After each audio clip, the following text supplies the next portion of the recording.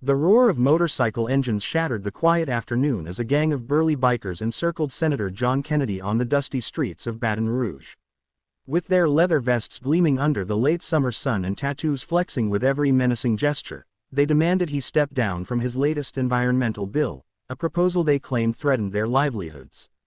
John, a wiry figure in a tailored suit, adjusted his glasses and stood firm, his calm demeanor a stark contrast to the chaos around him.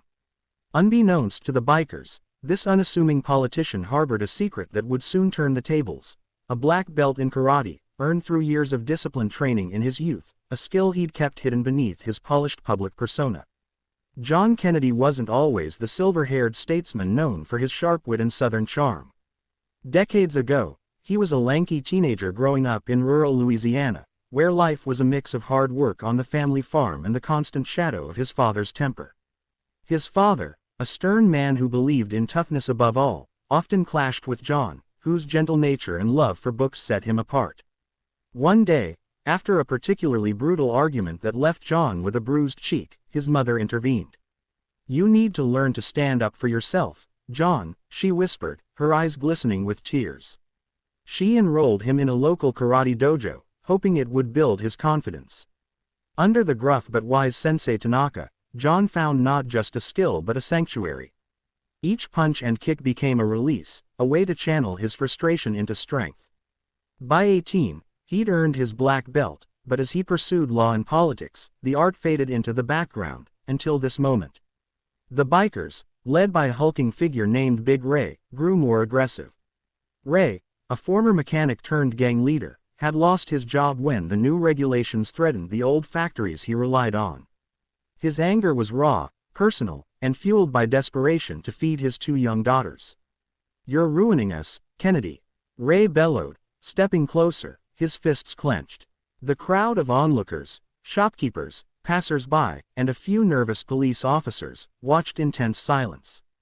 John's heart raced, not from fear but from a flood of memories: the dojo, his mother's worried face, the countless nights he'd spent perfecting his form. He knew this wasn't just about self-defense, it was about proving to himself that the boy who once cowered could now stand tall. As Ray lunged, John's instincts kicked in. With a swift sidestep, he deflected the punch, using Ray's momentum to send him stumbling forward. The bikers froze, stunned, as John assumed a defensive stance, his movements fluid and precise. "I don't want to hurt you, Ray," John said, his voice steady but laced with empathy. "But I will if I have to." The crowd gasped as John executed a series of controlled strikes, disarming another biker who drew a knife. His years of training shone through, each move a testament to discipline rather than aggression. Yet, as he held Ray in a firm but non-lethal hold, John saw the man's eyes, filled with rage, but also with the weight of a father's fear.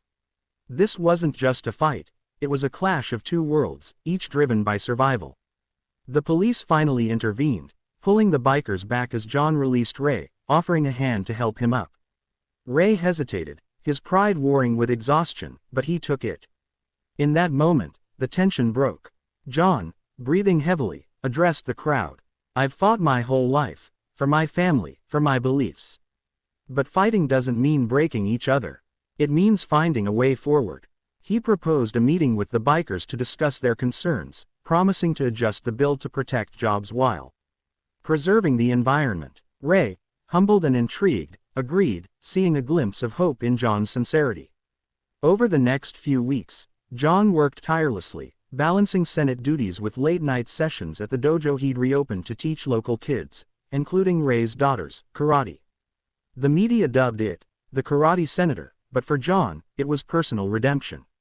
Ray, once an adversary, became an ally, using his mechanical skills to pioneer eco-friendly modifications for motorcycles, turning the gang into advocates for the revised bill. The community rallied, inspired by John's blend of strength and compassion. On the day the bill passed, John stood with Ray and the kids, their laughter echoing as they practiced katas together. The story spread, a 40-minute YouTube video capturing every emotional beat, from the initial threat to the transformative resolution. By the end, viewers were left with an inspiring message: true strength lies not in fists alone, but in the courage to understand, to bridge divides, and to lift others up. John Kennedy, Once the boy who feared his father's wrath had become a symbol of resilience, proving that even in the face of conflict, a black belt and a big heart could change everything.